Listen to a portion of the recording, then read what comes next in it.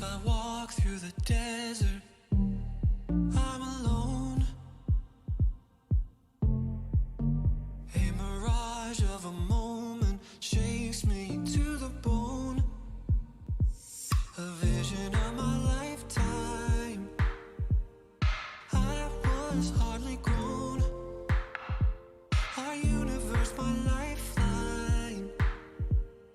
Our world, my only home. Take me to the river.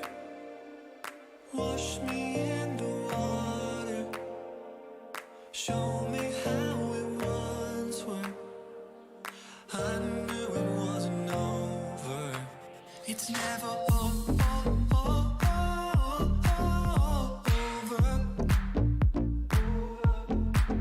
Until it's over.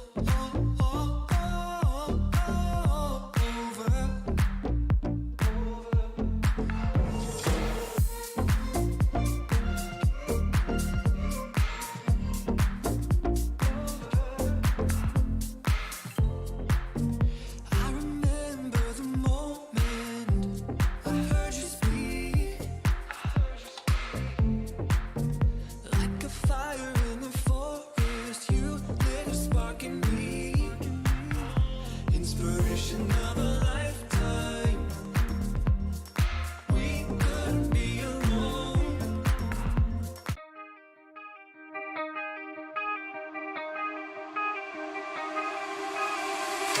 Time stops when I'm falling for you.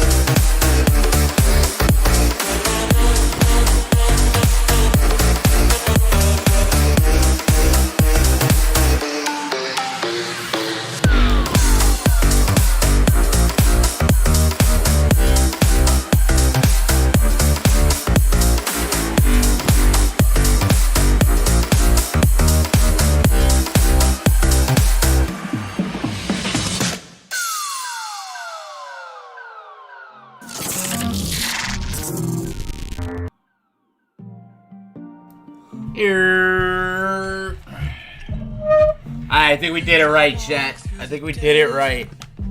Let me turn off this this YouTube safe music. What's up, guys? Happy Tuesday, January 8th, 2020. I'm Gun at twitter.com/GundackerSports. Shout out to all you guys that were in or are in the chats. Twitch, where I think we've got it working. I think we are actually co-streaming on YouTube for once, finally today. So, if you guys have that notification on your phone from YouTube, don't be alarmed. It's real. I think we figured out this co-stream and stuff. And those of you on YouTube, they're like, oh man, Gun's back. Well, Gun never actually left. Gun's been streaming every day of the season at gundacker.live through the power of twitch.tv/gundacker99. So if you're watching from YouTube, be sure to check out gundacker.live and then consider watching via the Twitch forefront. Right now, the Twitch chat is probably what you're going to see on your screen. And then, yeah, if you watch from gundacker.live, you'll see some extra stuff, how you can donate, support the stream, and my favorite, the merch. We've got shirts, we got hoodies with all kinds of cool stuff. So be sure to check that out. So it's kind of a unique co-stream or dual stream going on today. Hopefully it works out. I got to be a little more careful with what we do on the air since we're on the YouTube airwaves as well. Can't really get away with the copyright music. That's why those of you that were hanging out before we went live, you might have heard some not great music, but I'm trying to find some good pod safe music, or maybe find some artists that will lend me their music. We've got a lot of games of basketball tonight, so looking forward to chopping these games up and interacting with you guys, getting some ideas, who you like, who you don't like. Last night, pretty wild night of DFS. It wasn't too wild, but a couple of big scores from maybe not so expected guys. Kevin Love and Kyle Lowry almost got 50 DKP together. Devin Booker on another tear. This is like 7 games in a row, scoring 30-plus real points. Anthony Davis got injured legitimately this time. It took a hard fall on his tailbone. He's going to be out at least 2 games, probably more. And, of course, Andre the Giant Drummond led the slate in DraftKings fantasy points. Hassan Whiteside right behind him. But overall, pretty good slate for me. I had a nice chunk of Chris Paul. Got a little lucky. He went bananas in the fourth quarter. And then, of course, they got a little bit of overtime on FanDuel. I got forced into an obscene amount of Carmelo Anthony. That worked out for me. He actually hit their game winner. And yeah, I think the only guy that really let me down, like if I looked at all my lineups, the main bust that I had probably too much exposure to was OG Anunoby, because small forward was so bad on FanDuel.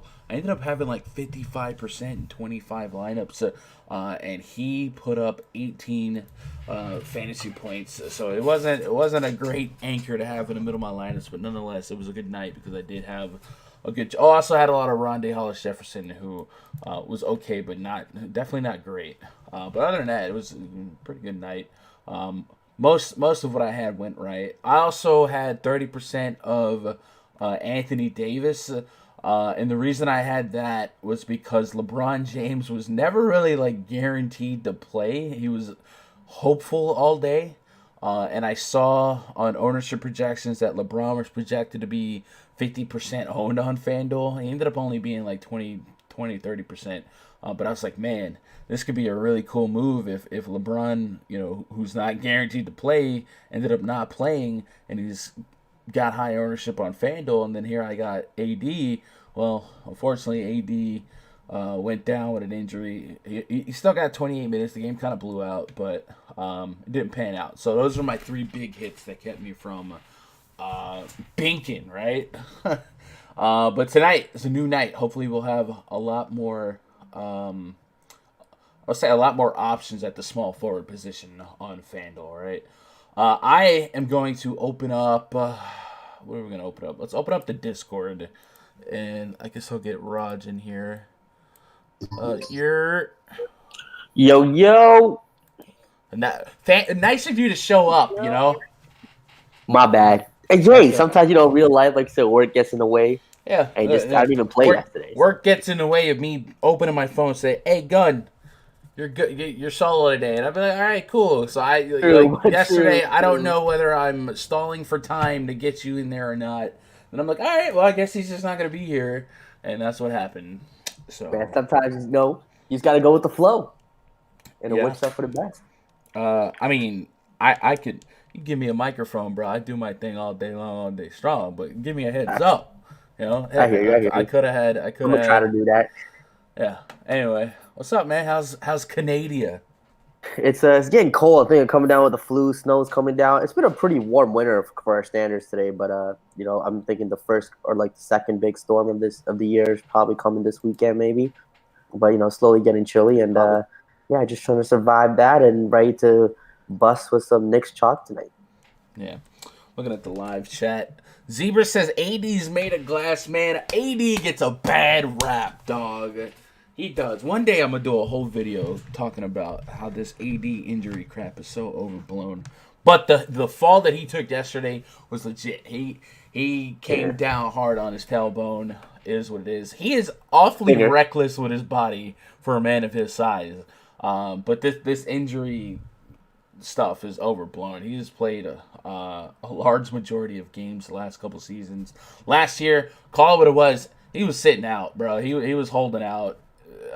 Last year doesn't count. The 2 years prior, I think he played over 60 something games, and then he had one season where he was a glass, and that's just kind of stuck with him. But shout out to the Twitch chat. Detroit Wheels, Darren.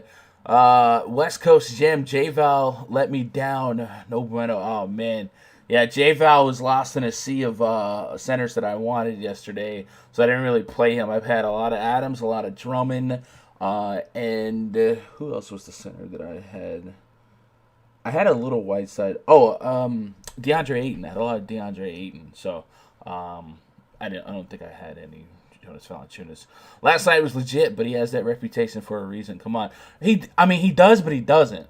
Like it's a meme when you see Anthony Davis to the locker room, blah blah blah. He always comes back. He literally always comes back. He plays his game. Like honestly, if you take a minute and let me see Anthony Davis career stats.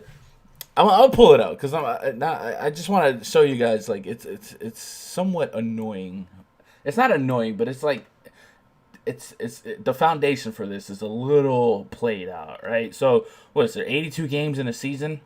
So this year he's played 35. Just got injured. Last year he played 56, and like I said, he was holding out. Like he was just holding out. He didn't want to be there. They didn't get a trade for him.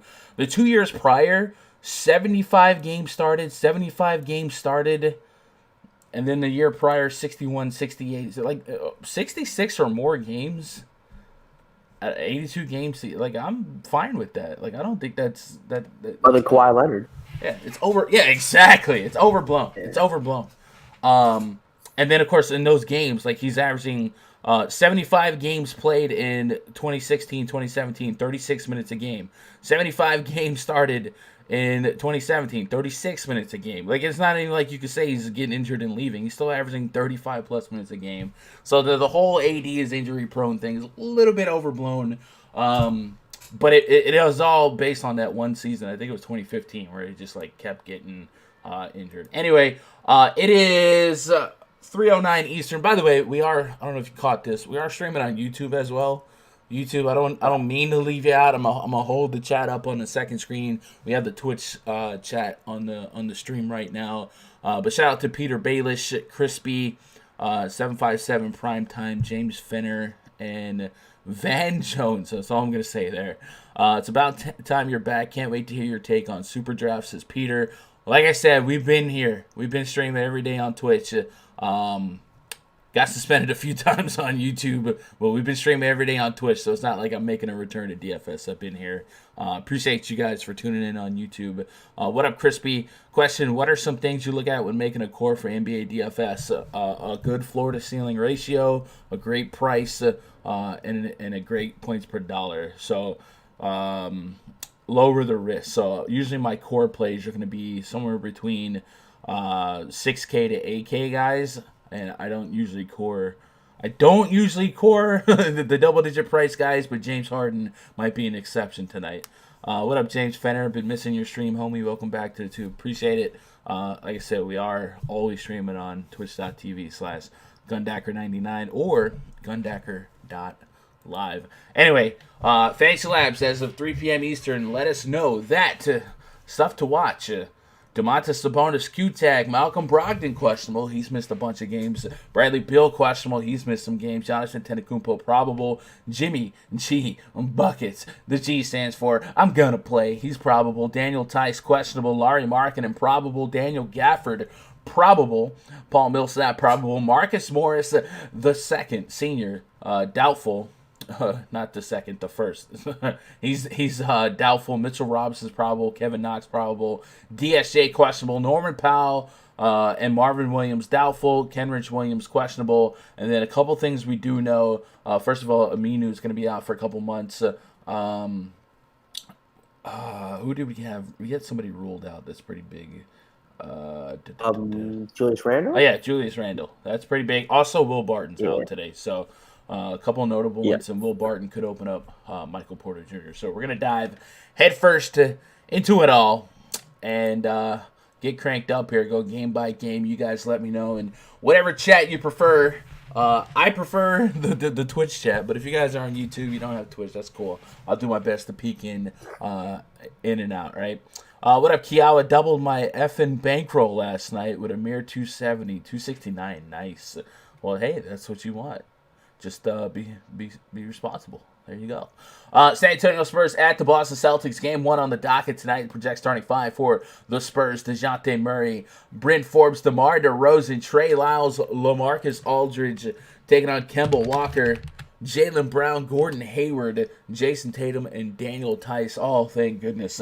Thank the Lord that we don't have Marcus Smart chalk night because his price did not go up, and the matchup is still just fine.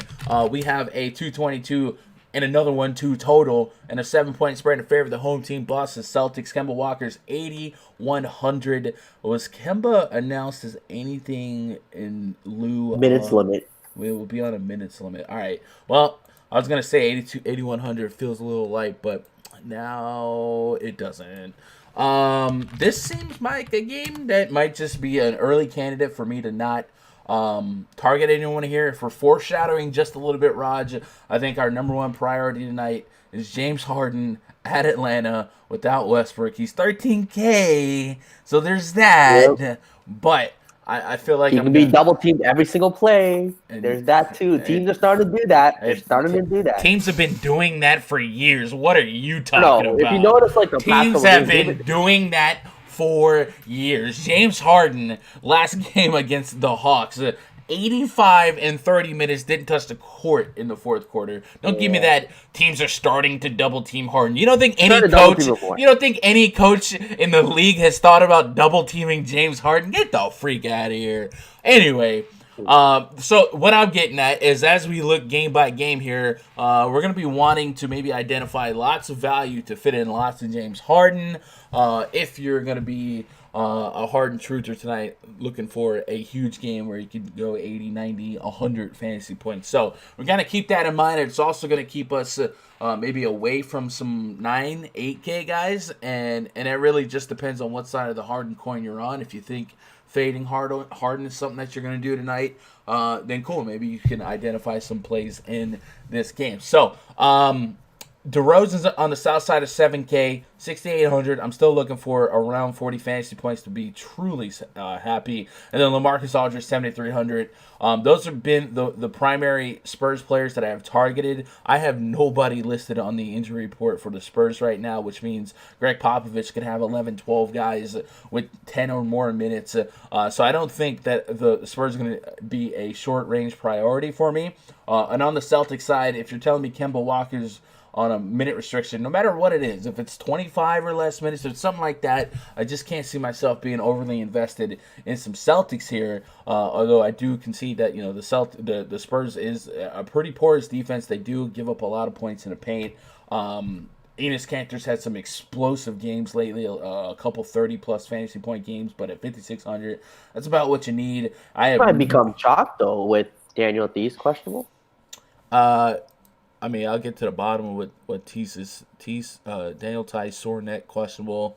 Sore neck isn't really anything to worry about. We'll have a better idea on Tice. Yeah, I mean, maybe. I don't know if he would be chalk just based on his price, but it definitely seems like a guy that, if Tice was out of the way, could get us 28 minutes, and we definitely know what he can do. Everybody else is hurt. Yeah, Robert Williams hurt. They I don't see a they got Grant Williams, and it's LaMarcus Aldridge at the 5. Jason Tatum can match up with him. So I still think Cantor's perfectly fine, but it also just sounds like Daniel Tice isn't something that we should be overly concerned about. So I mean, on the forefront, like there's not a lot here for me in this game. I don't know if you feel otherwise, but with all the Celtics main starters back and everyone's over 7K, I just don't feel like anyone's going to give me that high level of confidence in the warm and fuzzies at 7+ K to 8K, especially on a minute restriction. If Kemba wasn't on a limit, I'd definitely be interested, but I think I'm going to skip this game, and if I have to circle back, I'll circle back. But for now, I just don't see there's anything here for me. What about you? I mean, I do think DeMar DeRozan is a little cheap. 6,800. He's shooting well. I mean, would you be shocked if he gave you a 40 today? If DeRozan gave a 40, I mean, shocked, no, but it's kind of what I want. It's kind of what I want. Yeah, I mean, let's say 37-40, 37-41, 46. Dude's been balling out. A couple of those against Milwaukee, tough matchup. So, I mean, I could see having some DeRozan here at 6,800. Other than that, not running to anybody. I mean, if Dice is ruled out, I'd probably have a lot of Enes Kanter. I think he sees, 25, 20 minutes, and we know what type of beast he is, points per minute. So give me some DeMar DeRozan, give me some Kanter. If Tice is ruled out, everybody else. I mean, with Kemba Walker playing, I'm not going to pay those price tags for Jaylen Brown, Jason Tatum, and Gordon Hayward. Yeah, no, that's where I'm at. I think most people are kind of there. Chat, if you had any nuggets or gems in this game, let us know. Otherwise, I think I'll move forward from this game unless Popovich came up with some freaky deaky benches or anything like that. I think this is a extremely healthy Spurs team, but probably a pretty saturated minutes rotation to go all the way around, right? What up, KJ? Sneaking up in the stream. Let's go. Yeah, they're Harden's unguardable with a step back move. Yeah, I mean he draws. It's not. Yeah, double teaming is not nothing new. Miami Heat at the Indiana Pacers. Next game on the docket. Project starting 5 for the Heat. Kendrick Nunn, Jimmy G, Buckets, Duncan Robinson, Myers Leonard, Bam Adebayo taking on Malcolm Brogdon, Jeremy Lamb, TJ Warren, Domantas Sabonis, Miles Turner. We got 210 total with a 1-point spread in favor of the home team Indiana Pacers. A little bit of respect there because the Heat have been pretty good. Malcolm Brogdon could be back. He's dealing with a back issue. He's going to be officially a game-time decision. He has missed 3 consecutive contests, including Monday's victory over the Hornets. But he was able to get in a light scrimmage with some staffers on Tuesday. If he's out, look for Aaron Holiday to draw another start. And he's not playing today, but we did get news today that Victor Oladipo is targeting the Chicago Bulls game on January 29th for his return. So from a real basketball perspective, this Pacers team is an extremely dark horse for the Eastern Conference. Yep. And I just watch out there now. Keep an eye out for him. Domantas Sabonis, sore left knee, is questionable. He's popped up with the questionable tag a few times this season, but he's only missed 2 games so far. So we say there's a decent chance he's played. That's going to be a blurb from rotoworld.com. So at the very least, keep an eye on the status of Sabonis. Brogdon at 7,200. I don't know that I'd push the issue there on DraftKings. However, his counterpart price on FanDuel is 5,200, and that is I don't want to say egregious, but that's quite the discrepancy between sites, a $2,000 difference. So on FanDuel, he would definitely be in the conversation at 5,200. At that point, I settle at 25 on the low end and be a little bit more happy with 30+ fantasy points versus DraftKings, where I pretty much want 40. So a great example of a player that's probably going to be in my FanDuel pool, but not my DraftKings pool, if he's ready to go and ready to play. Miami Heat side, looks like Justice Winslow is back. Yep, he is back. He will be available to play Wednesday against the Pacers. He's dealing with a back issue. Eric Spoelstra acknowledged that Winslow would be eased back into things following a 15-game absence, so he'll likely be confined to a minutes restriction in the teens. Even when Winslow is fully back up to speed, it could be tough for him to find quality minutes in this loaded backcourt rotation. So for now, I'm projecting him off the bench still.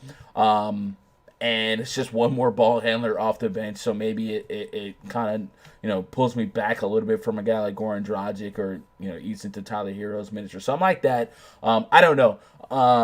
But the Pacers, when it comes to the Pacers, I think what we've been able to target first and foremost is their front court. They are pretty green defensively in the DVP chart, except when it comes to the center spot, giving up a bottom or a top 10 amount of fantasy points per game. So Bam Adebayo is a curious click at 8,300 on DraftKings. Do I think he can get me 45 plus fantasy points? I think it's a very viable 35 minutes against Indiana earlier this season, 47 fantasy points just about. Last couple games from him, high 30s, 40s. Does have triple-double potential. You're seeing double-digit rebounds, consistently double-digit real points, and then every now and then he'll float up there with some high assist rates. So I do think Adebayo's a very viable option, and then because it is a 1-point spread, even though the total's low, expect this game to be a little bit slower. I still think Jimmy Butler at 8,200 very viable in a tight game. I think that's when Jimmy Butler brings out the best of him. And at this price,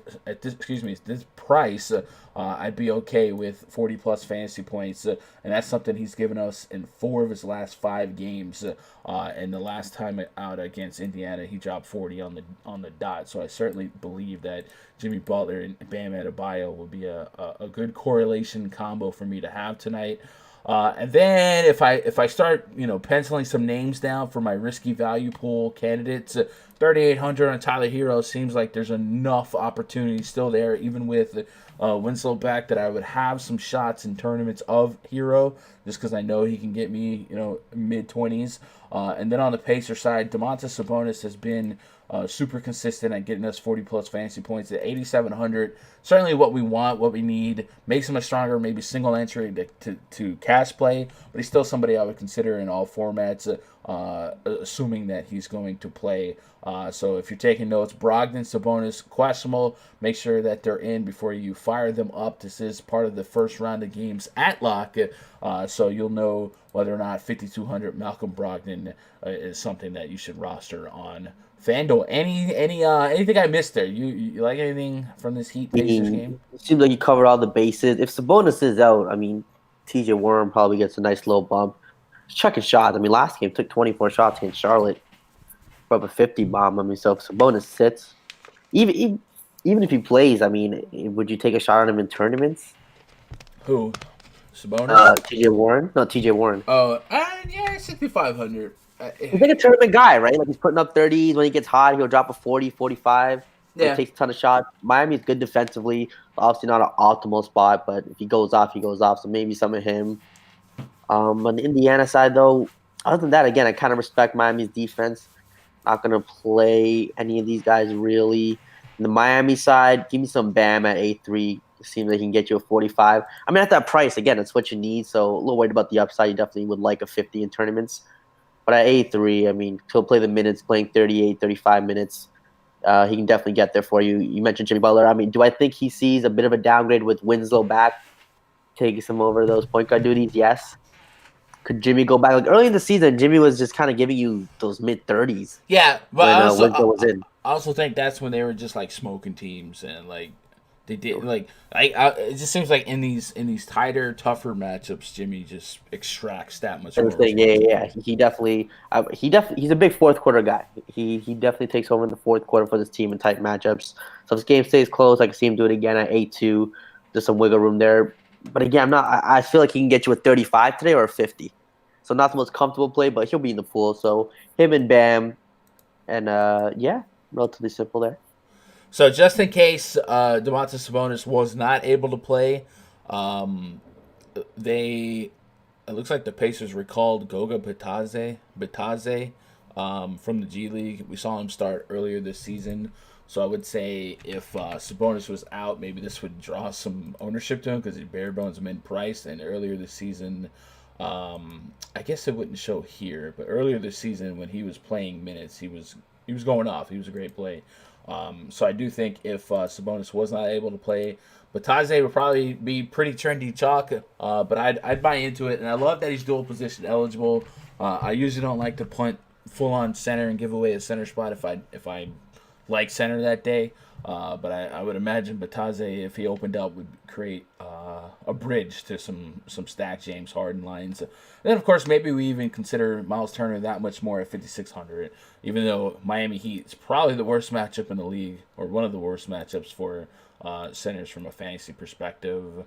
They're giving up a bottom 7 amount of fantasy points per game. So price, opportunity could trump all. Look at the live chat. KJ Smash says, can we go back to that TJ Warren pot of gold tonight? He was a lock for me yesterday. Don't know about tonight. Yeah, tonight everything gets a little bit tougher. This is a 210 total. So TJ Warren is a guy that relies on a lot of real points, I think, right? Yeah, 30 real points, 17, 20. So you're going to need 20 plus real points to get you a starter point, and there's some games where he just kind of disappears on the peripherals, right? New Orleans, he had 3 boards, 1 assist. It was most of his fantasy points came from real points. So with the low total, I'd be a little bit more hesitant to roster Warren, particularly if Brogdon was back, just because he can go ghost. But I don't mind the thought of him. I'm just saying that there's not a whole lot of real points implied to go around. The game could be a 95, 93 type of game when all said and done. Golden Recall, yep. Harden's unguardable, yep. Let's see what the YouTube chat has before we move on. Oladipo. Van Jones says, Winslow makes Heat players less appealing for show. Yep, there goes my hero. I'm on TJ Warren tonight, but don't normally roster him. I get it. I get it. The TJ, how does it? TJ's does he have paid score? TJ, he's chucking a couple threes, but not as much. So I would say, 70% of his shots are mid rangers. All right, that's cool.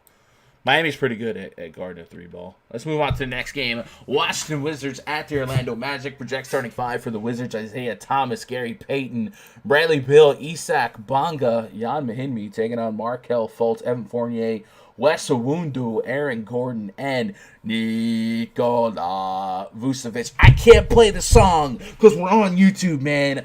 But just know, got it. He's 9K too. 220.5 total, 9.5 point spread in favor of the home team.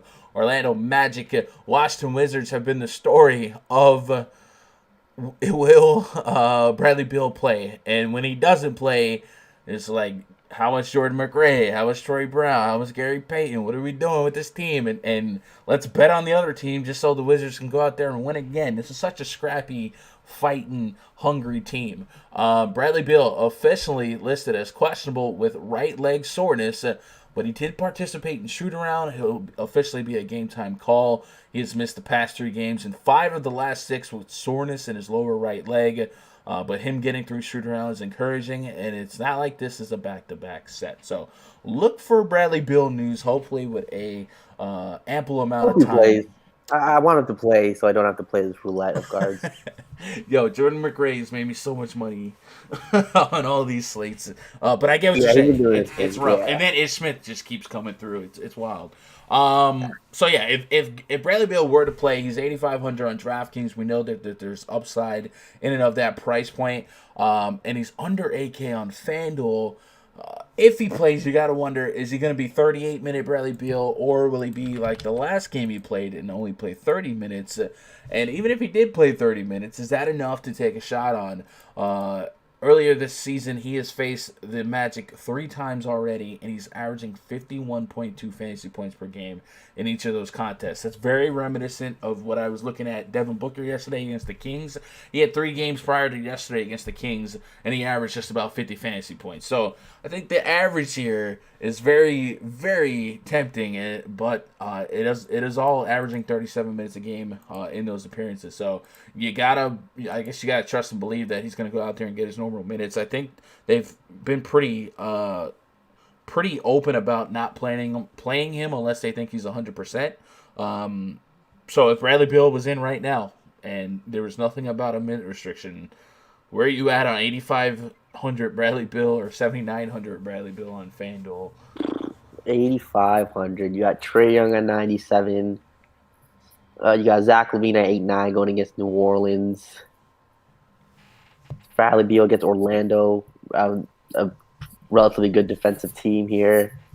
And I'll probably have 0 if you play it at 8,500. I mean, sure. I mean, you could fade at $8,500 50 just because I think there'll be so many guys hitting that mark today. Okay.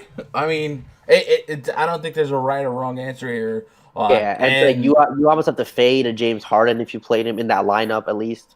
And it's tough. I mean, you can't play. I mean, look at all the studs on the slate.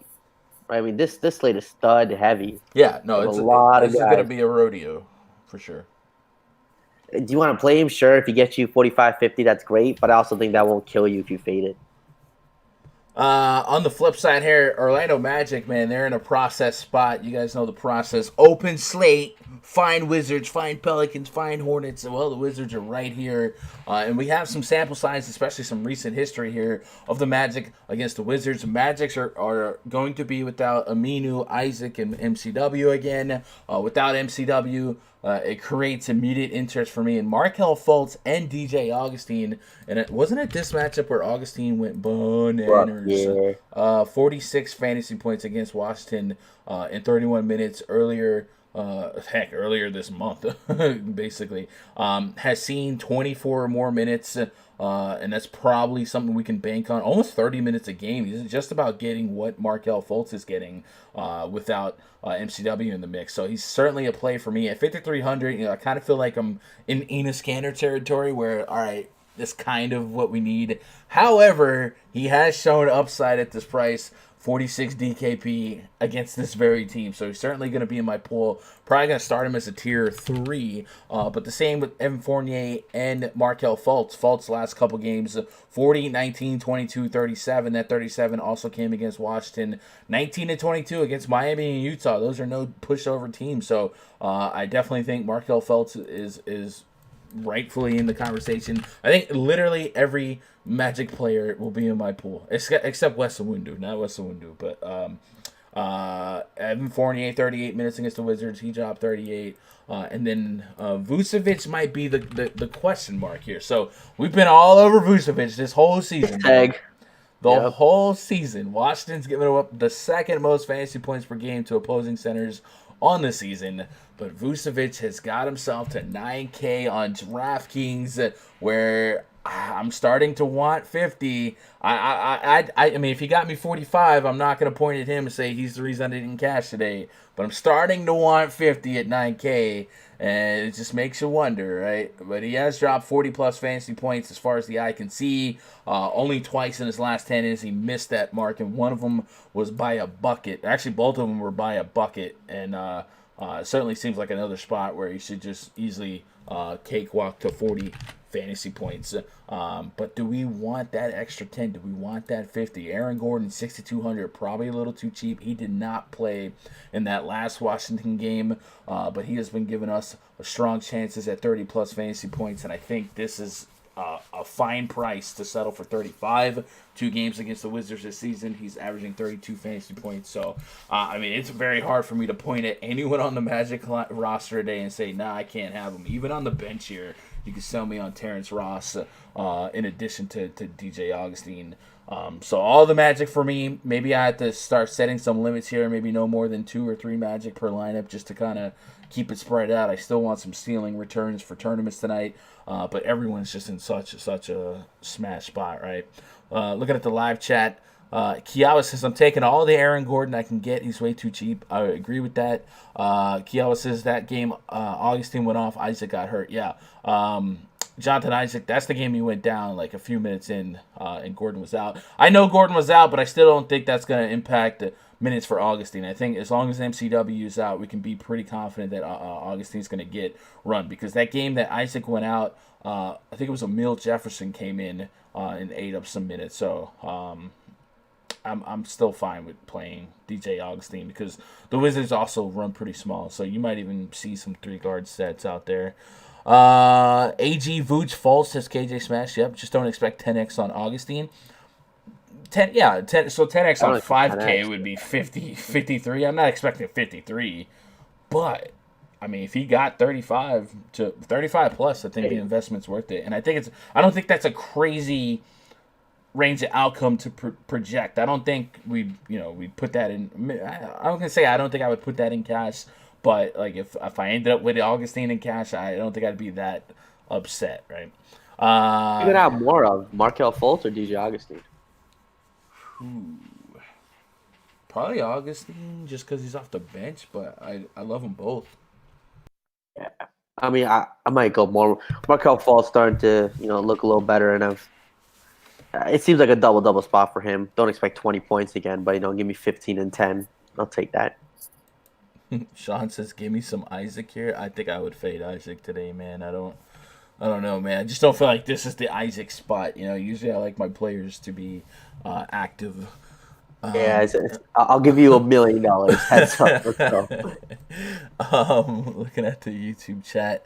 The Wizards are a scrappy team for sure. Vucci gang, Fultz, Vucci gang. Man, YouTube is bumping. Oh snap! We got more YouTube views than Twitch views. Twitch, you gotta step it up.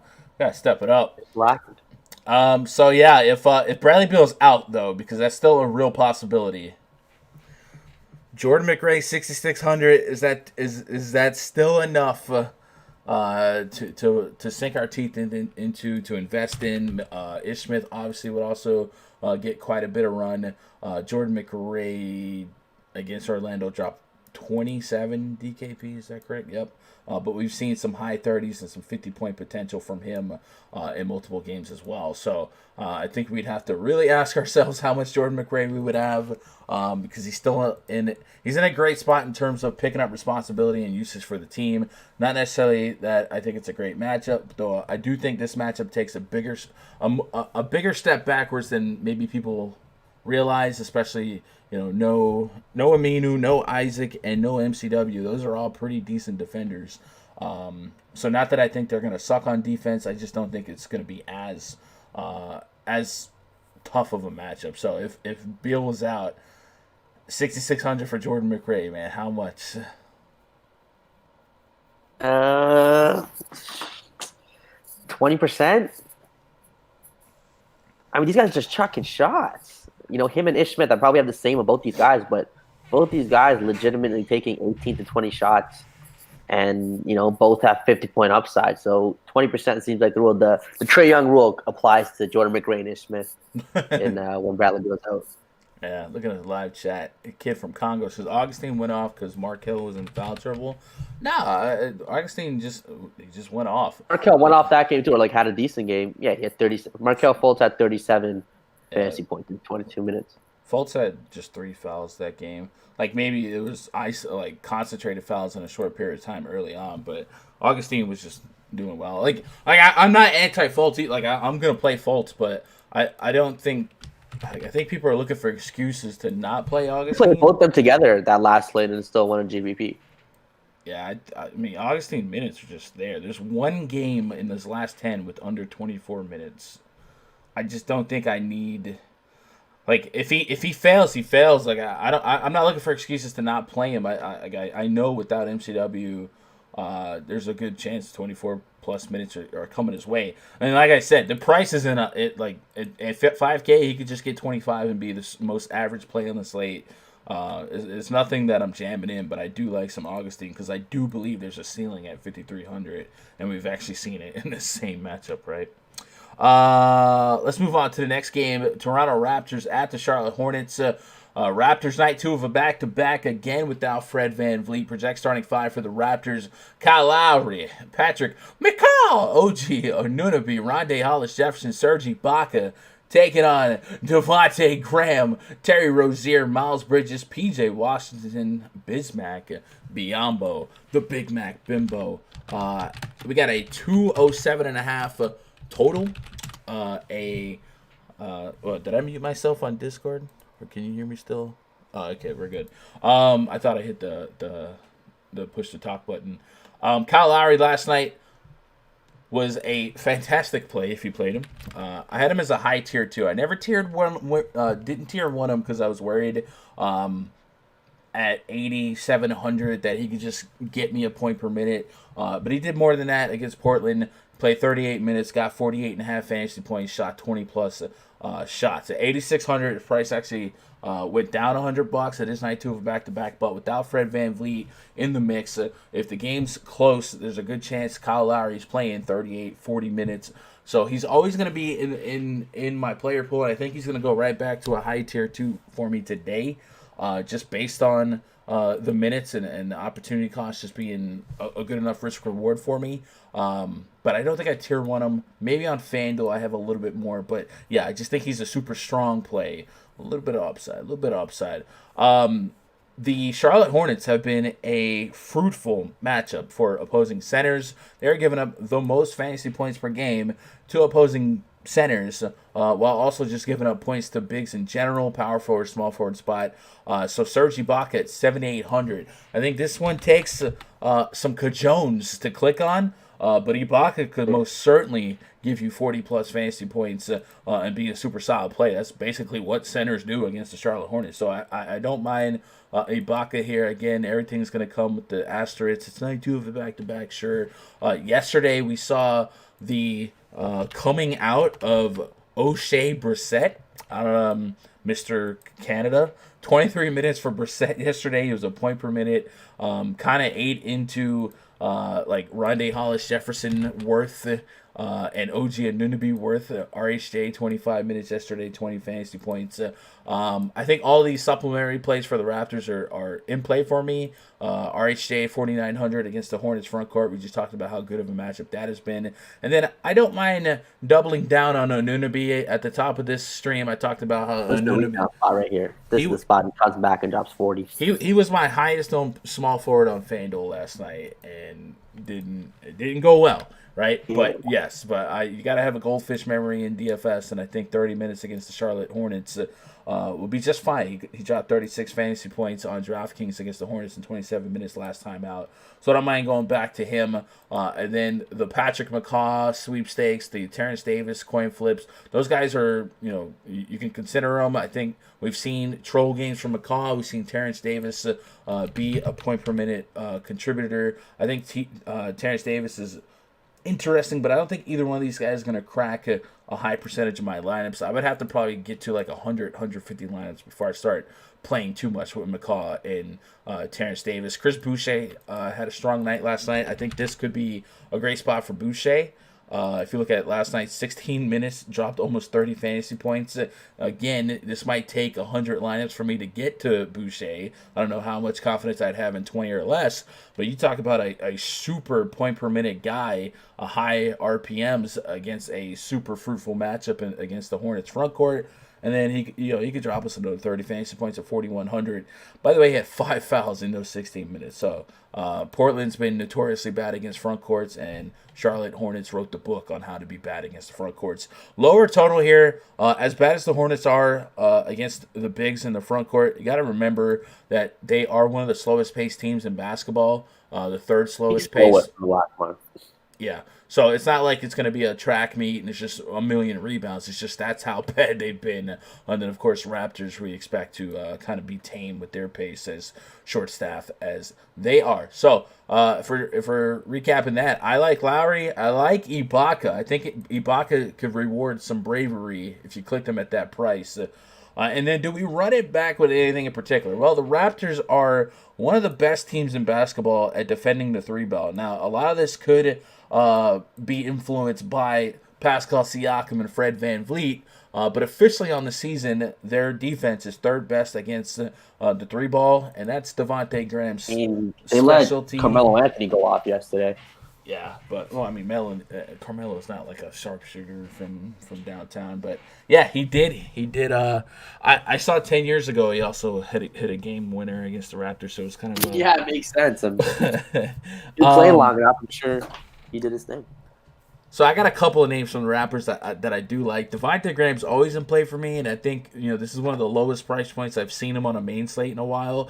So for that reason, and the fact that he's the homie friend of the show, I'll probably have a little bit of him, but that's more of a biased pick. I don't think I can statistically justify Any of these Hornets with a high level of confidence. I will say, Hold on. What does Terry Rozier need to do to get a price bump?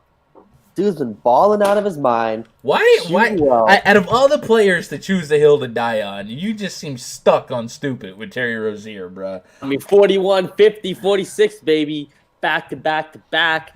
Another 40 to 50 bomb against the Raptors. Wouldn't be shocked at 6-7. Give me all that. Yeah, you can have all that. I'll let you have it.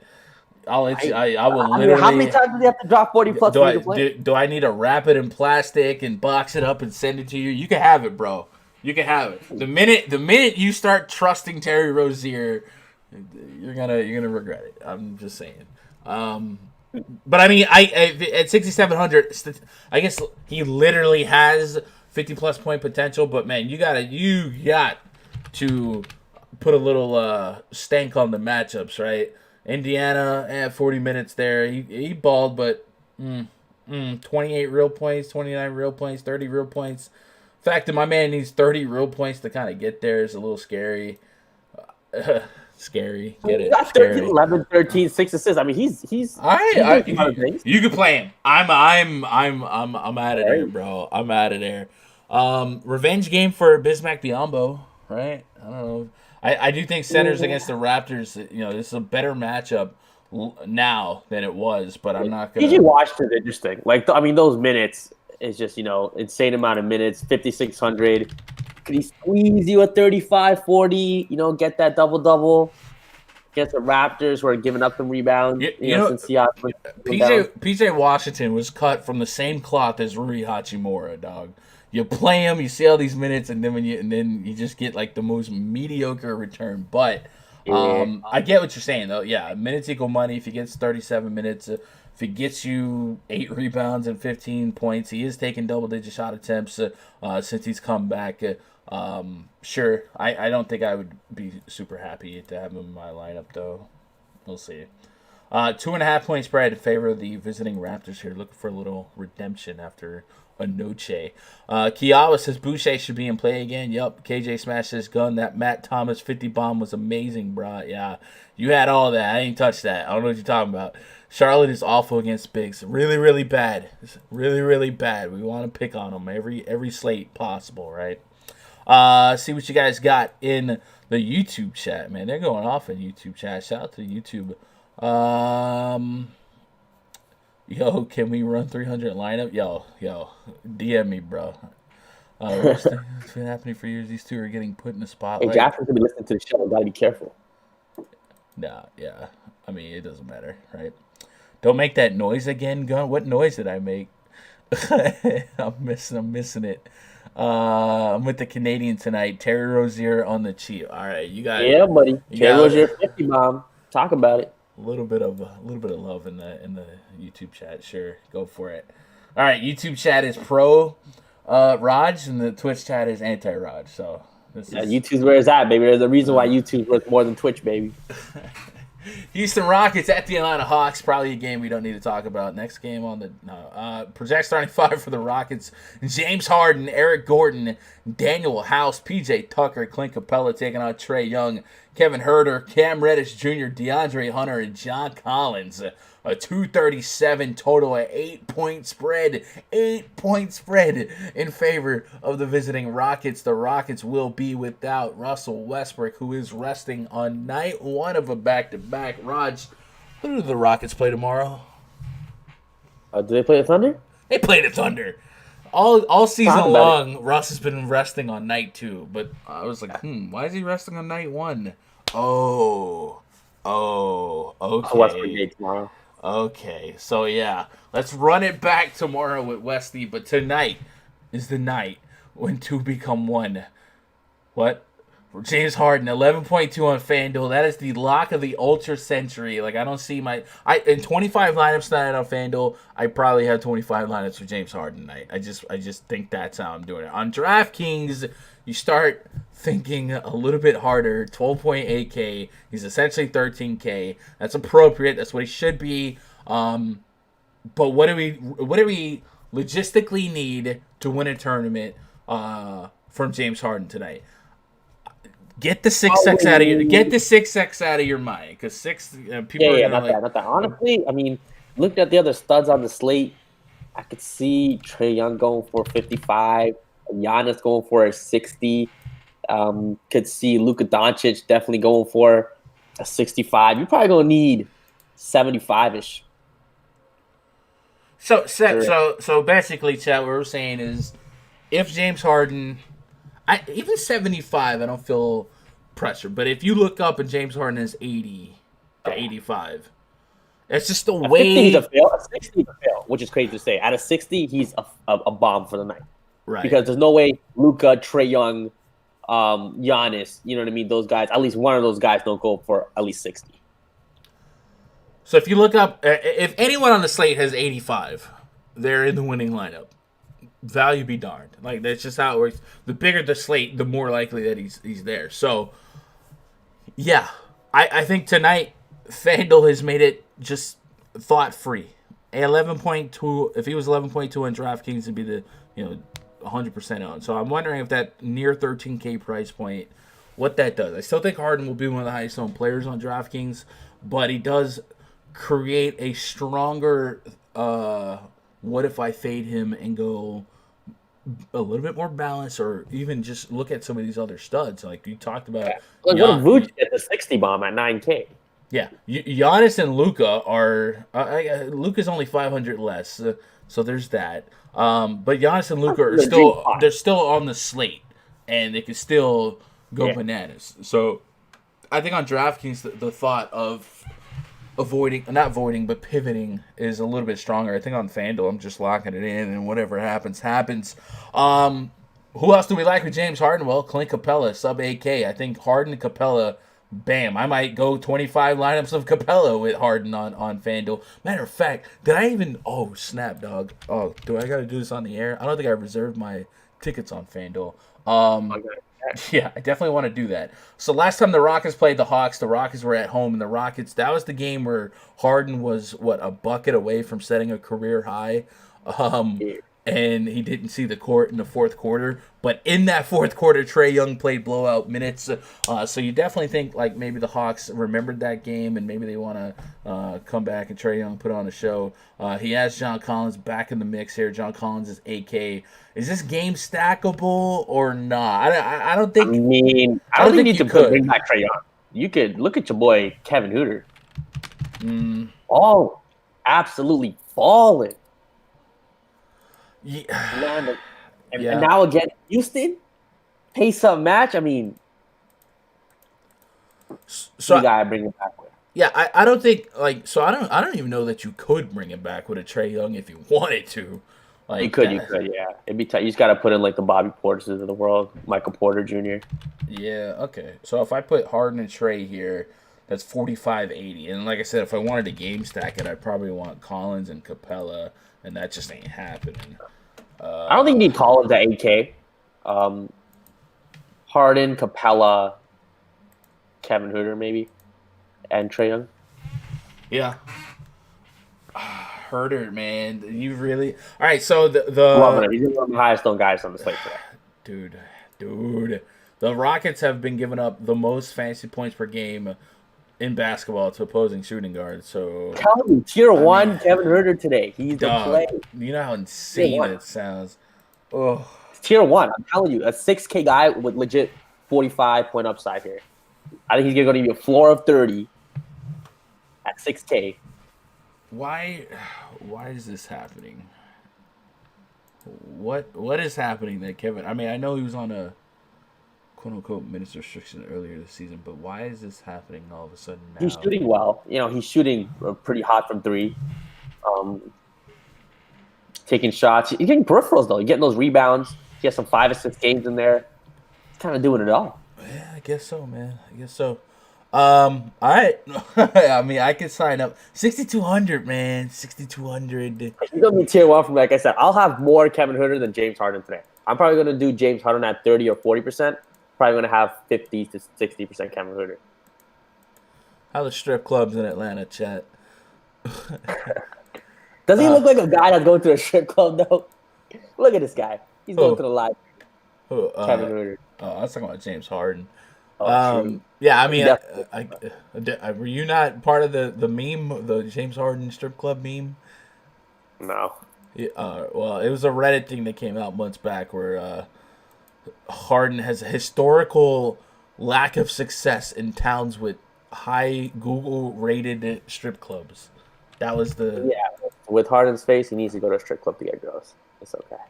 Oof. I don't think. It's true. You're crazy, dog. Harden walk into any. I know he got a lot of money, but I got great at strip clubs.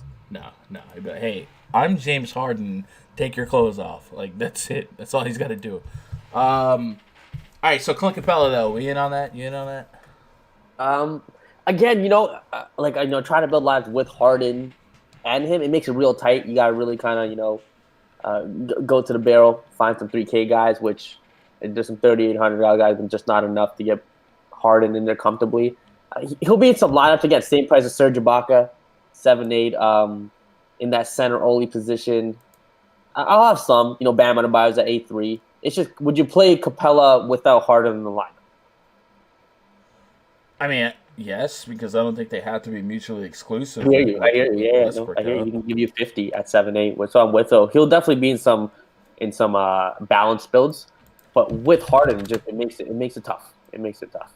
Let's pull up RotoWire and use the on-off chord tool just to put a little, just put some numbers on it. So we're going to RotoWire on-off chord tool. It's a free tool you guys can use on your end of the screen. And we're going to pull up Houston. And we're going to take off Russell Westbrook. And we're just going to put a happy little bush right over here. We're going to put James Harden on the court with Clint Capella. And just kind of run it as is. I'm kind of curious to see. I feel like a guy like Westbrook who's known for rebounds, like you feel like there's even more rebounds here for Clint Capella. And the Atlanta Hawks front court has just also been a pretty good spot for centers. Atlanta's just really bad. Really bad. So 43% usage for James Harden, by the way, averaging almost 2 fantasy points per minute, 1.8 on DraftKings. Meanwhile, Clint Capella's down here, 1.3. I know the usage rate's down 14.5%, but 1.3 FanDuel point per minute, 1.2 DraftKings point per minute. So if we put that guy at 34, let's put it at 33. 33 times 1.2. That gives us 40 on the nose, and I think there's upside for more. Remember, Atlanta's, I think, top 5 in blocks allowed. So you can get a couple more peripherals for Clint Capella in that regard as well. Any like peripheral guards here? Eric Gordon could take Eric it. Gordon at 4,400. I mean, I feel like we played this game early in the season when Westbrook was out too. Didn't really work out. Could he have a big game against Atlanta? Premier matchup, sure. Not running to play him, but he'll fit nicely alongside Harden. Gordon, McLemore, Rivers, like those guys are all kind of slightly interesting. He did drop 28, but that was a game that Harden and Westbrook were all out. So if we take Westbrook out here, remember that DVP chart. There's one team up there with the Rockets in terms of fantasy points allowed to guards, and that's the Atlanta Hawks. So if Gordon saw some extended minutes here, I definitely think it's a very viable option. No warm and fuzzies at that price. Heck, I struggled to play that man at 3,800. So I certainly am not running to roster him here, but he certainly is a compelling thought, or at least a secondary guard is a compelling thought. It could be Chris Clemens, it could be Ben McLemore, but they're all kind of not fun clicks here. And then Trae Young essentially 9K on FanDuel, 9,700 on DraftKings. Take Harden out of the equation. I know Trae Young, our answer is usually 20% here, but the reason why the Rockets are so bad on against shooting guards is because James Harden. Do we get 37 minutes of Trae Young here against James Harden? And could he have 65, 70 fantasy points here I think it's very viable, right? He doesn't. If you look at their game log, there hasn't been a lot of track meets, right? A lot of slow-paced teams, and now this is a ticking time bomb. We've seen some massive games coming from Trae Young. How much Trae Young in 100 lineups? 20% has been such the cop out, but. I mean, I'd like a lot of my Harden lines with Trae Young, but it's just That seems like the hardest correlation in all of the basketball tonight. Like, that seems so impossible. It just seems like you're going to end up with the same value guys everyone else. So if everyone's going to plug in Trae Young, James Harden, they're going to plug in a Bobby Portis, Michael Porter Jr., then you're left with 4,900 to fill out the rest of the roster. And there's only so many guys that you can really kind of plug in at that price, going to see minutes. So I just think you're going to end up with such a common build. Yeah. That it'll be tough. It'll just be tough. I concur. So, yeah, that's the only thing. But I mean, it's if he goes for 60, would I be shocked? No. I mean, a guy he's 9,700. Like Vooch is 9K. I mean, 1v1, who you playing? In a util spot, Trae Young versus Vucevic. Yeah. For tournaments, Trae. For like single entry cash, Vooch. But I'm always been a center over guard guy. But if I'm trying to take down a tournament, it has to be Trae Young. It does seem like Trae Young upside a little more than Vooch is right now. Absolutely. And the thing with Vooch is like everyone else on his team's in a great spot. So you could see less from him, and he's not the primary ball handler. Trae Young is going to have his hands on the ball just about every possession. So for tournaments, I absolutely think I go him over Vooch in a util spot. All right, I guess we can move on from this game. Chat, what are you guys thinking? We see some Alex Len. Could Alex Len get a 6.5x? 4.9K. We've seen some 30 bombs out of him. Do we get that here against Houston's front court? And I don't think. I feel like when Capella's playing, I respect his defense enough, especially against a softie like Alex Len. So Alex Len just showed us that he can get 5 fouls in 21 minutes. We kind of know James Harden is a guy that can draw some fouls here. 5 and 6 fouls down here in 26, 17 minutes. So I'm a little bit worried about that. I mean, I guess technically he could, and if you're looking for some 5K less options to open the doors for James Harden or something like that, I don't think that's crazy. I don't think it's crazy, if I put it that way. Kiao says, what is Daniel House usage without Westbrook?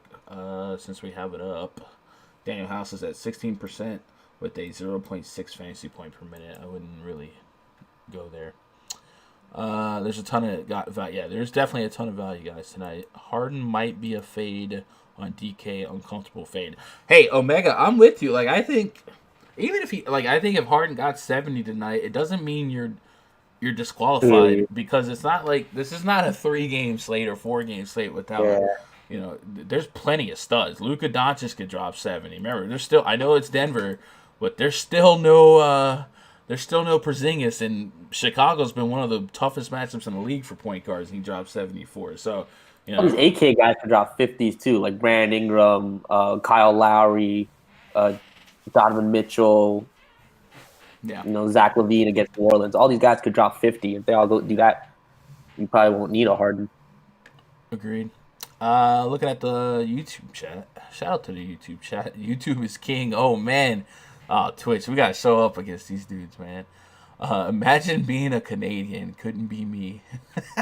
We're some of the happiest people in the world. Us, Finland, Denmark. We ain't going to war with countries like relax. We ain't bombing other countries for no reason. Get out of here. Bruh. Imagine being American. God damn. I feel like I'm not even going to make the joke. I have Canadian friends, but I could just imagine if some country had beef with Canada, Canada would be like calling us for help. Like, hey, what do we do? We got all the fresh water. When this world runs out of fresh water, y'all gonna be calling Canada. So stay friends, baby. Stay friends. All right, we are walking a slippery slope out here on the live stream. Denver Nuggets at the Dallas Mavericks. Next game on the docket. Your project starting 5 for the Nuggets: Jamal Murray, Gary Harris, Michael Porter Jr., Paul Millsap, and Nikola Jokic taking on Luka Doncic, JJ Barea. Tim Hardaway Jr., Dorian Finney-Smith, Dwight Powell. This Mavericks starting lineup could look different. JJ Barea could literally not even play tonight. We'll see what they roll out. I just grabbed this from. I had two sources have this exact lineup, Labs and Roto World, so I'm just assuming that that's what they're going with. Nuggets. Will Barton's out. Paul Millsap questionable. Barton went off on his birthday, and now he's out for a personal reason. I wonder what that could be. We pull up the injury report on Paul Millsap. However, Millsap is dealing with a bruised left knee. He is probable, so let's delete him from the injury news and notes. And then on the Mavericks side, again, we know Porzingis is out. So Luka Doncic has been on an absolute tear without Porzingis. The Bulls, we talked about it, or you weren't here, but I talked about it because I show up.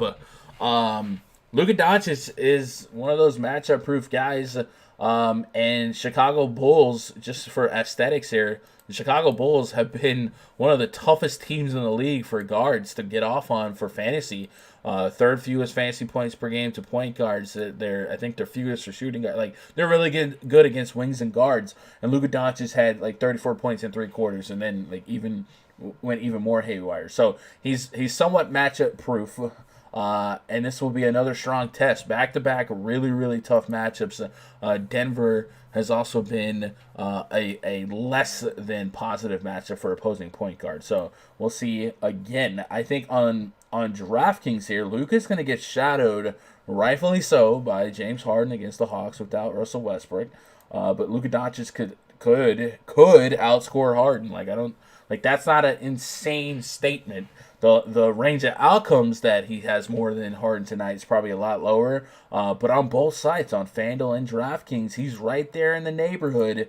Matter of fact, is he more than Harden on FanDuel? FanDuel. Harden? Yeah, Harden's 11-2 on FanDuel, and Luka's 11-5. So he's actually more expensive than Harden on FanDuel, but he's 500 less than Harden on DraftKings. So a guy with definite potential for triple-double. The Mavericks are a home favorite here.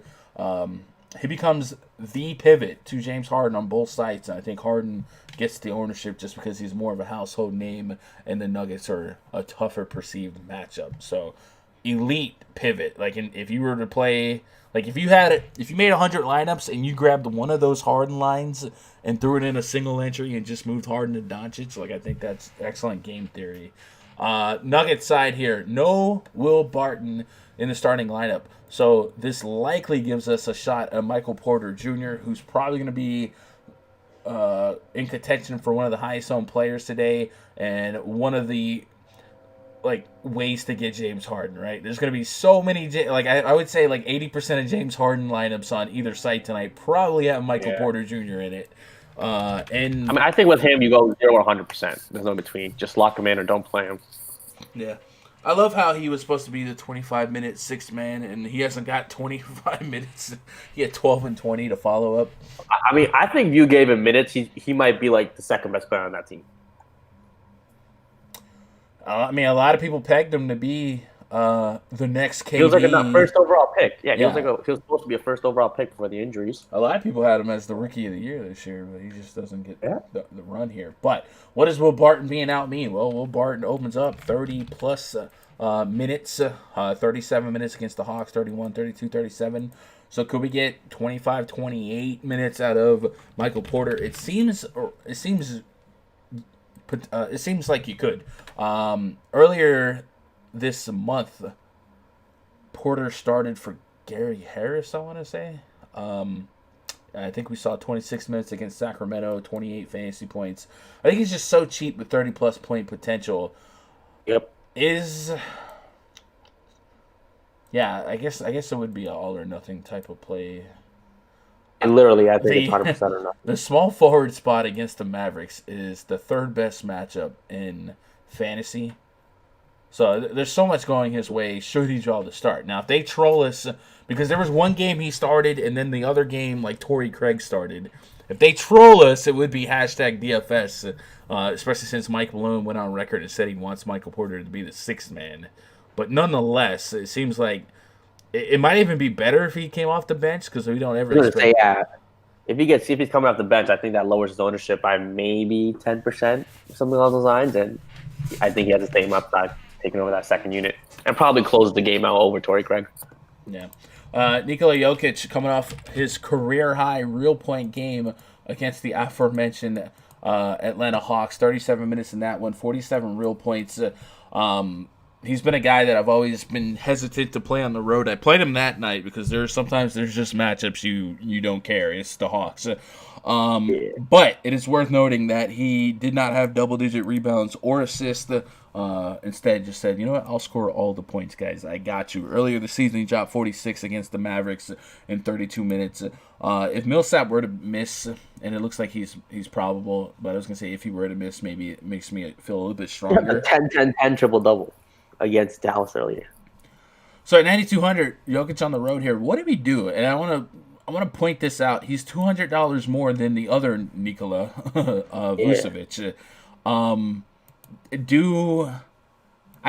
He probably still slips through the cracks just because Harden's out there, right? No 9K guy is going to be over 20%. It just seems unlikely that happens. So I don't think we have to weight ownership here, and the road splits are still a thing, but Vucevic right there too. Where are you at on Jokic in terms of how much you will have him if you have him? Yeah, no Will Barton. Does he take over some of the playmaking? You think him or Jamal Murray will get a few more assists? I could see him 25 to 30 points, 7 assists, 10 rebounds. Wouldn't be shocked. I mean, I feel like Dallas is a team, since Porzingis has been out, that you've just been kind of attacking in all positions. Luka's doing this thing, but he doesn't really play any defense. I don't think this Dallas team is really playing any defense. They're just scoring a ton of points. So, I mean, I think Jokic isn't played. I mean, like I said, with Vooch at 9K, with Capella at 7-8, you got Bam and Adebayo 8-3. How much? I mean, I don't want to say 20% of everyone, but maybe 10. Yeah, you're copping out. Yeah, I mean, I just don't know. I don't want to fade him. No Will Barton. I think his playmaking abilities definitely go up a little bit. So I would say if you're a tournament player that plays 150 lineups or even just 50 lineups, you can't play everybody. You're going to have to make some strong decisions. And I'm thinking the way my lineups will be constructed, especially since I'm going to be more on FanDuel tonight, I think I might not have any Jokic because I'll just have a whole lot of Capella, a whole lot of Harden. The last 5 centers against Dallas, just out of curiosity. Last 5 centers against the Dallas Mavericks. Jokic. Wendell Carter Jr., he died. He only played 18 minutes, got injured. Thad Young did his thing. Laurie Marketing did his thing, too. Yeah. Bismack Biyombo, 26 and 37 minutes. DeAndre Jordan, 27, 23 minutes. Steven Adams, 29, 26 minutes. You got to remember, some of these games are with Porzingis. Porzingis being out, definitely a step backwards on defense. And they've been using Dwight Powell, Maxi Kleber, Boban Marjanovic sparingly. So, yeah, we'll see. I also don't there's a good chance that maybe DFS goes to the 3, Hardaway to the 2, and maybe they start a Maxi Kleber and go double bigs, but I don't know what they would. I don't really know what they would do. Without Will Barton, could we anticipate a few more shots for a 4K Gary Harris that plays 35 minutes in a game? 36, 32, like Aaron Gordon now. He's playing all the minutes, but just not pretty. I mean, like I said, I still think there's a chance that Porter doesn't start, and we're talking 15 to 20 shot attempts from Will Barton that have to be replaced. And if Torrey Craig started, I don't think he's taking those shots. So it's either I like Harris. Yeah, I hear you. Jamal Murray. Jamal Murray seems like the likely beneficiary, but just a bit of value hunting for Harden lineups. Could Gary Harris kind of fill a void here at 4K? Could he give me 25 plus? I think it's possible. So I'm a little bit interested. I mean, 1v1, him versus Eric Gordon. They're the same guy. Eric Gordon's in a better, Eric Gordon's in a little better matchup, but I feel Dallas is pretty rough. Against shooting guards too. Man, let's put some numbers on it. I don't want to speculate. Let's put Jokic and Murray on with Barton off. I guess we want Gary Harris on too, but Jamal Murray. His name starts with an M. The letter of the day. Screw it. Let's put Harris on as well. My old lady just brought me my breakfast. It's looking like it's a Sonic burger with some tater tots. So we need to wrap this up. I'm just hopefully I got some bang too. Let's run this. See what we get. Takes forever. By the way, chat. Well, I guess I'll talk about it in a minute. Jokic is at 27% with a 1.3 fantasy point per minute on FanDuel, 1.4 on DraftKings. Michael Porter's up here. Gary Harris, not good. 0.6 fantasy point per minute.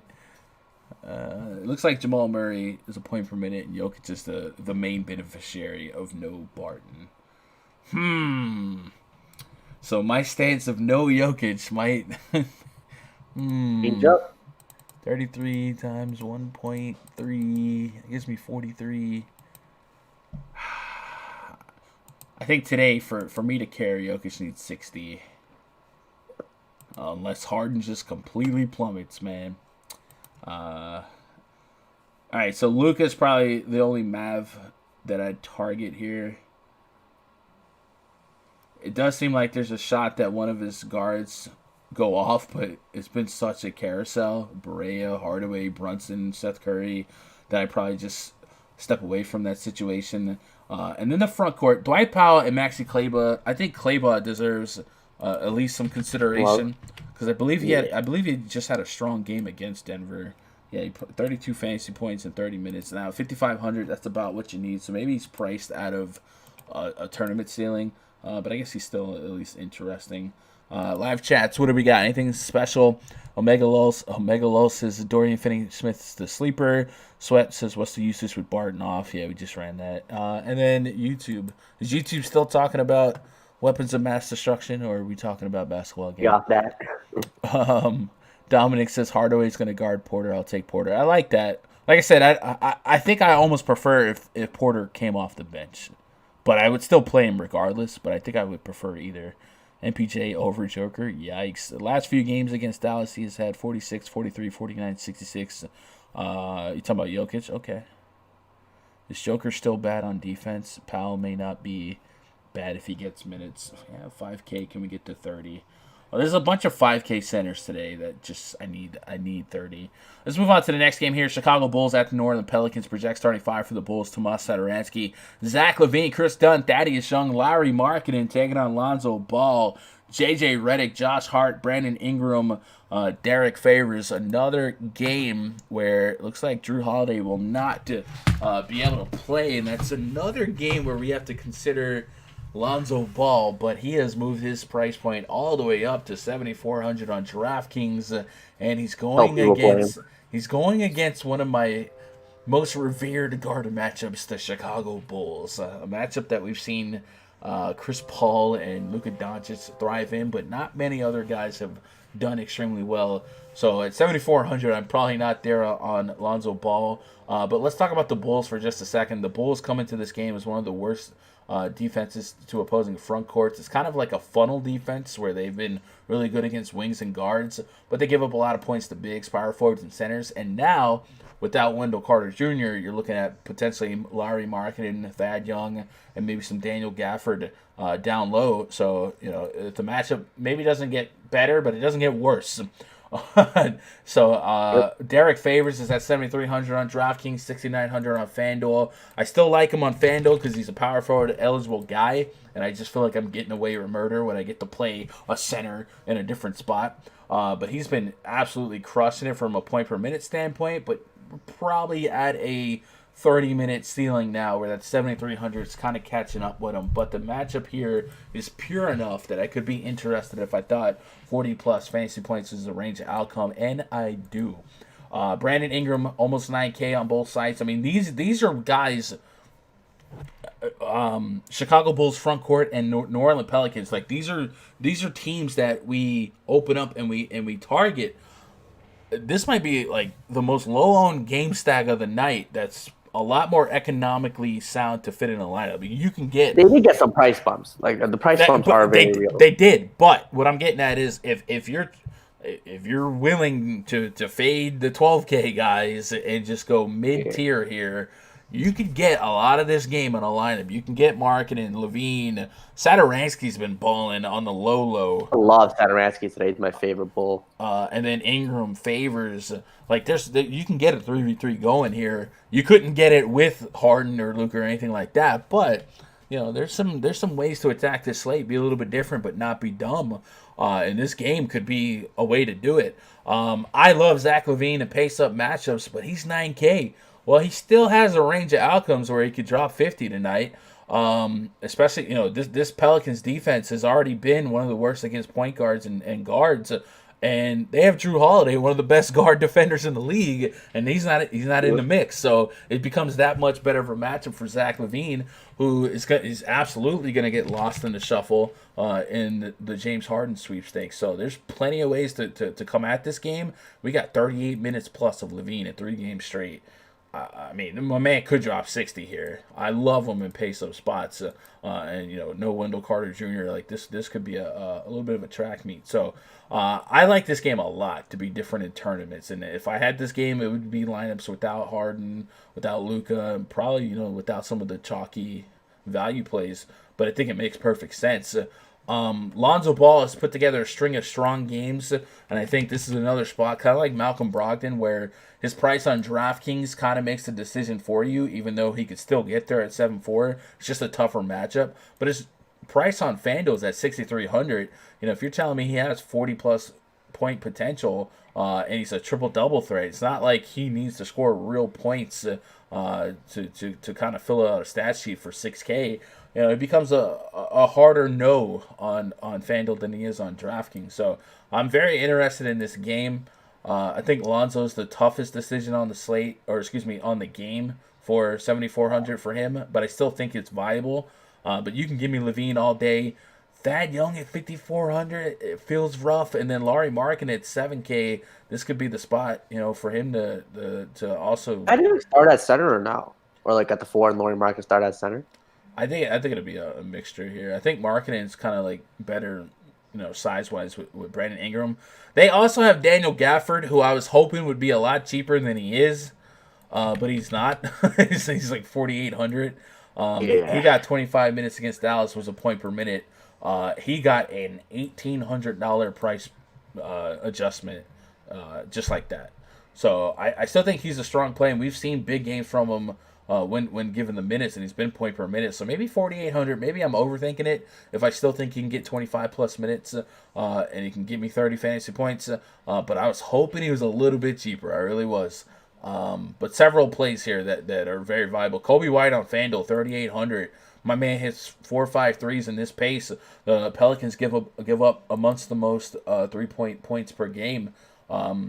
Fantastic spot for him at 3,800 to maybe bust out 24, 25 FanDuel points and be a solid value shot. So lots to do with this game. What are you doing with this game? I think my favorite place because I'm priced is Satoransky at 6,400, pace up spot.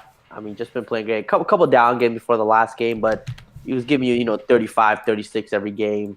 And in this kind of pace up match, I think he can get the rebounds, the assists, a couple steals, get 10, 15 points. And at 6,400, you can play him with the James Harden. So, he's a guy that has 40 point upside at 6K price range, which I'll take all day, every day. Lauri Markkanen with no Wendell Carter Jr. gets a little bump.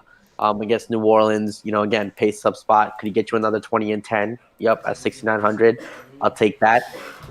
You mentioned Zach. Could you play all 3 of them together, like on a full-on stack? Against the Pelicans, yeah. Yeah, I guess. Play Zach LaVine, Markkanen, Satoransky, bring him back with Brandon Ingram. Who I don't think we'll get. At 8,800 price tag, he's been fine, but he still has those 30-point games. So I think his ownership will be relatively low because he did get a bit of a price bump. So, again, great game. Like you said, could be sneaky in tournaments. My favorite is definitely Satoransky, though, at 6,400. Derek Favors, you mentioned the price. It's getting up there. The minutes haven't jumped up there with the price, so a little worried there. But if you want to take a shot in tournaments, sure. So I ran Zach LaVine, Lauri Markkanen on it with Wendell Carter Jr. off this season. We got 246 minutes of sample size, 1.3 point per minute on FanDuel for LaVine, same on DraftKings, and then about a point per minute for Lauri Markkanen. So absolutely I think it's a smash spot for Levine. This could be a definite 50 bomb spot for Levine. He kind of needs that at this price, but Yeah, I mean, he's like, again, 1v1 versus Vooch. I know you always go centers, but a util spot, that's another one, the 9K range where they could all go for 50. In tournaments, all these 9K guards look juicy. Like in short entry, single entry, cash games, I always go centers over guards, but definitely love the upside for Levine here. I'm going to be a lot lower on James Harden than when I initially started. I'll have like 30-40%. So I think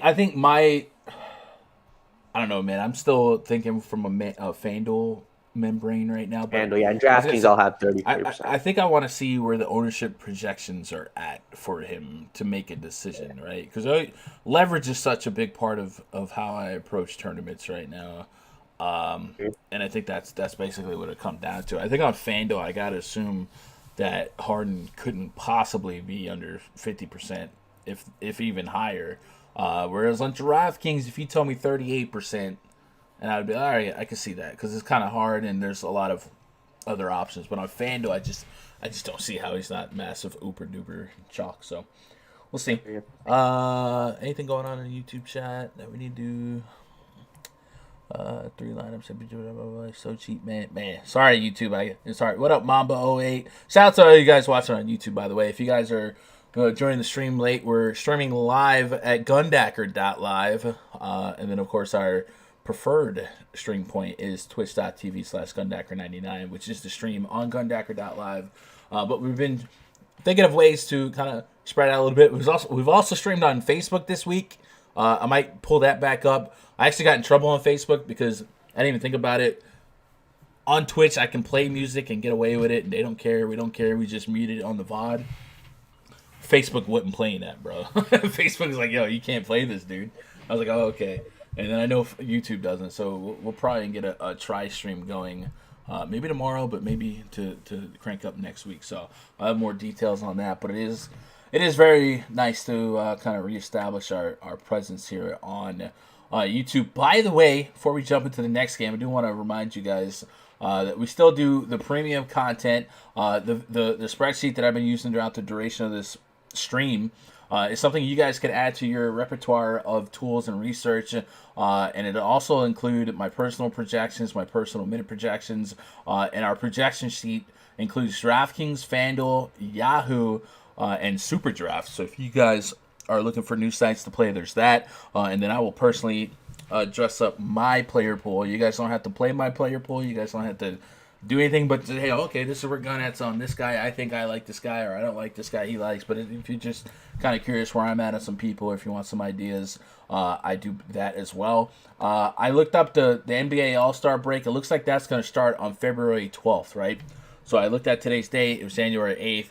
The month pass is usually $100. I was like, you know what? Let's do something special. It's 2020. Let's take $20 off the month pass, and let's make it good until the All-Star break. So a couple extra days. So if you guys are looking for a little bit of a bulk discount here, $80 for what's essentially a month pass, but it'll get you going until the All-Star break starts. So if you guys want to take advantage of that, I'll leave that up there for the day.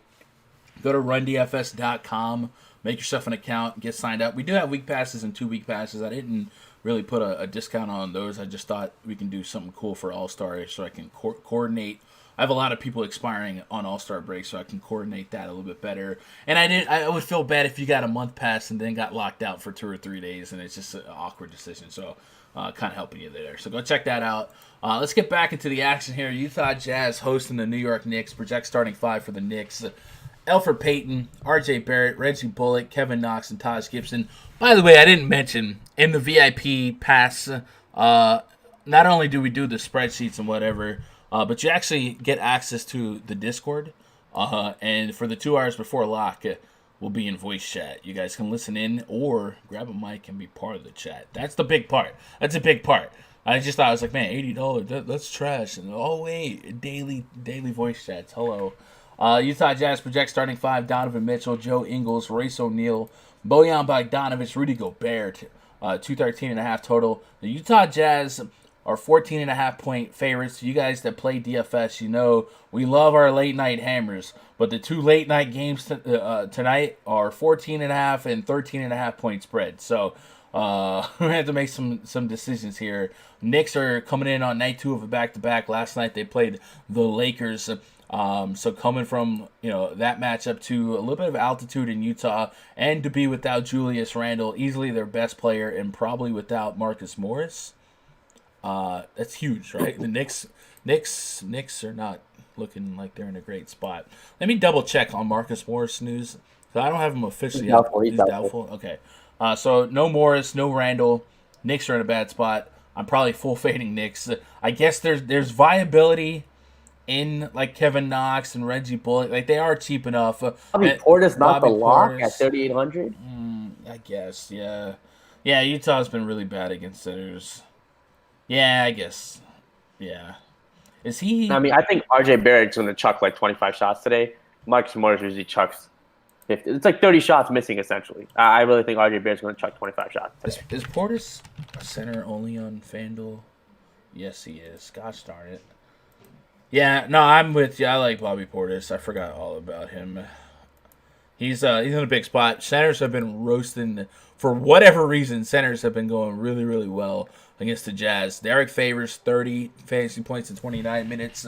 Vucevic, almost 50 in 33 minutes. Wendell Carter, 40 in 36 minutes. Andre Drummond, 50 in 37 minutes. And Ivica Zubac, 36 in 28 minutes. So, reigning defending defensive player of the year, Rudy Gobert, for whatever reason, is just not getting it done right now. And we're seeing a lot of over point per minute production. And we know Bobby Portis has that ability to be great. Also, maybe Mitchell Robinson gets a lot of minutes now without Julius Randle, and Gibson's on a back-to-back anyway. So you could make a case for Mitchell Robinson as well. So yeah, I guess they're both involved. I get the thought on RJ Barrett and maybe Elfrid Payton, those guys. I don't have warm and fuzzies, but I guess I wouldn't call you dumb if you did play him.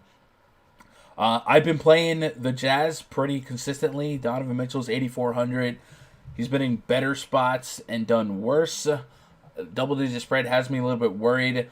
Joe Ingles at 6,200. He's consistently a shot at 30 fantasy points on both sites. If you look at what he's done lately, 39. There's a 26 in there against Orlando, but 32, 36 there against Clippers, 40. So there's a lot of 30s there. So I think there's a wide range of outcomes if I'm looking for a safety balance between a safe play and a late-night hammer play. I think Ingles could make that conversation for me, and then maybe even Bogdanovich is somebody I could consider. And if we thought that this spread could create more minutes for the bench here, Jordan Clarkson could get 25 plus minutes. He's been pretty a point per minute or greater in his career, and that's probably it. What do you do with the Jazz, man? Is this spread just gonna scare you Just off? going to full fade the Jazz. It's just not a place at their prices.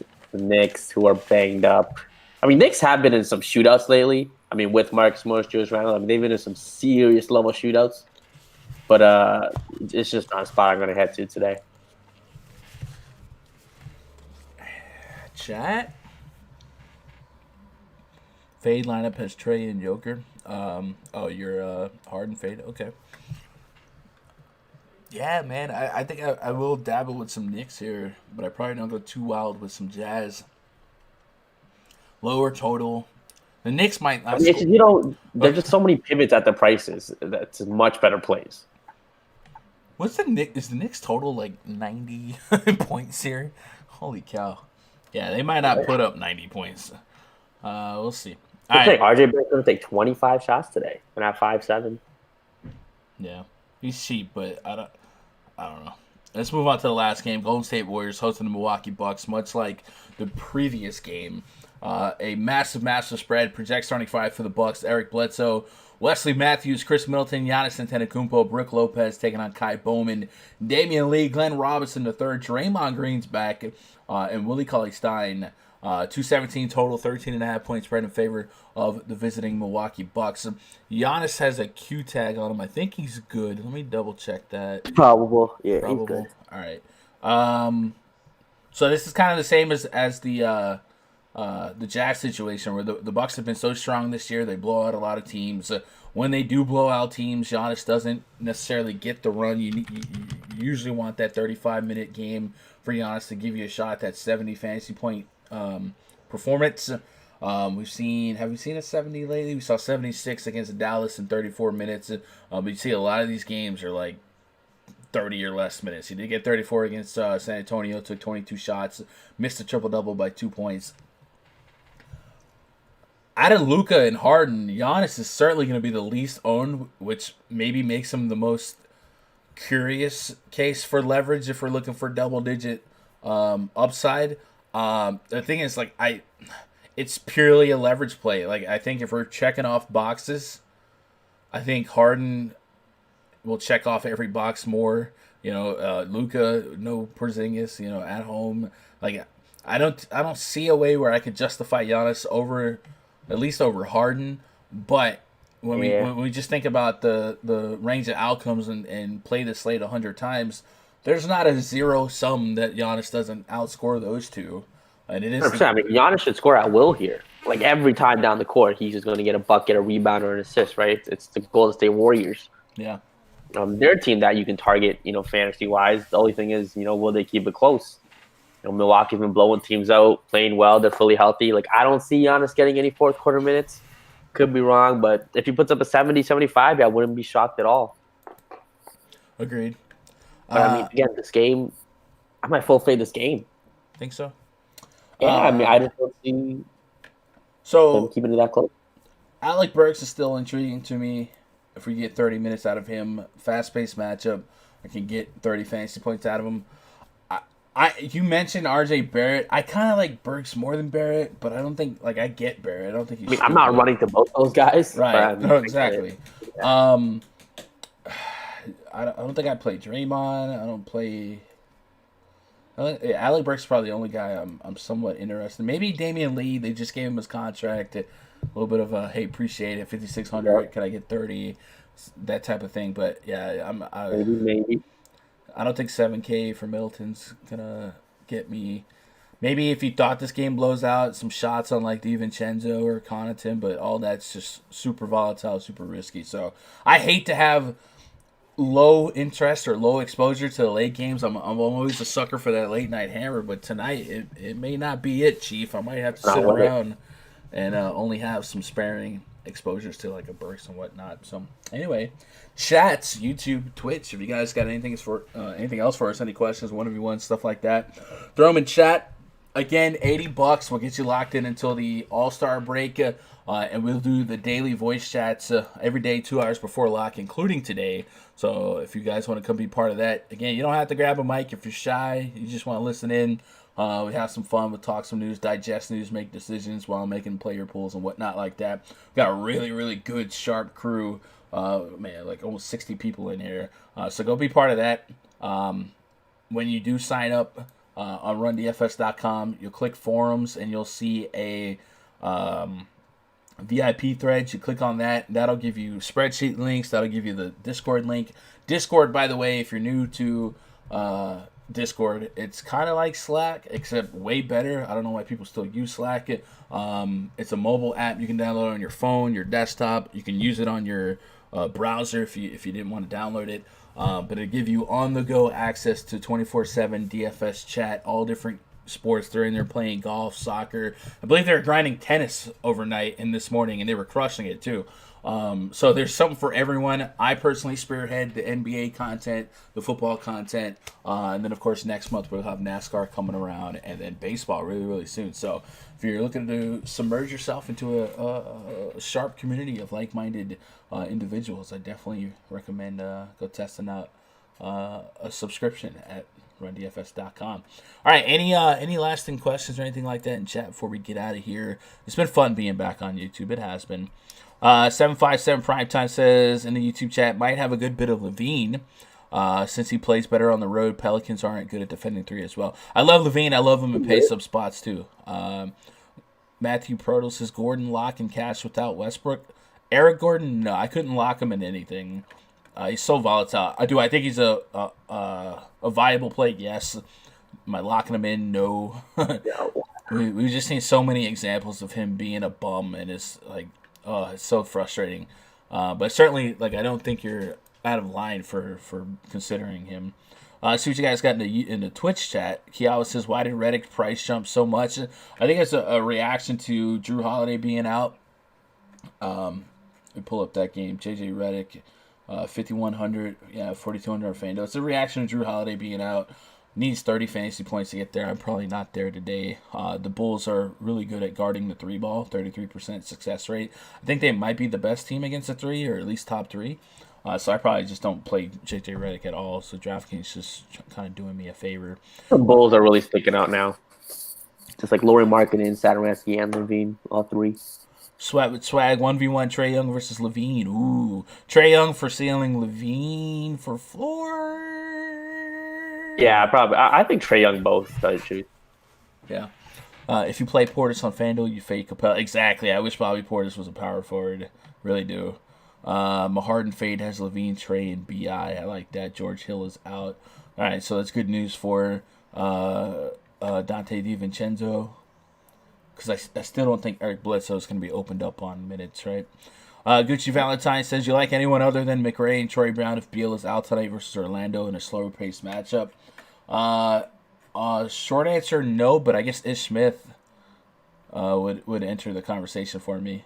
So that would be three options there. Kobe White going to have that 35-plus fantasy point game. I like the pace. I like the spot. I like when he can chuck threes. If you look at like a Buck, what he's done against the Bucks, he's fast-paced matchup. The Bulls haven't seen a whole lot of fast-paced matchups, so when they do, it definitely seems like there's a correlation between Kobe White doing well and paces being up. So I like that. All right, I guess that's it, man. We're back in the New York groove. I'm gonna go eat this burger, but if you guys got anything else for me, twitter.com/GundackerSports. That's how you can reach out to me. DMs are open, and I'll be in the RunDFS.com VIP Discord voice chat in about 20 minutes, getting ready for lock, man. I appreciate you guys making part of my day, be part of your day. If you're on YouTube, you haven't subscribed, hit that subscribe button to help us out with a thumbs up. If you're on YouTube, you haven't been on Twitch, sometimes I get on here late at night, play some Fortnite. Go to twitch.tv/Gundacker99. Give me a follow, man. I appreciate your love. I appreciate your support. And I hope you win a whole lot of money tonight. Good luck. God bless. Go win some money.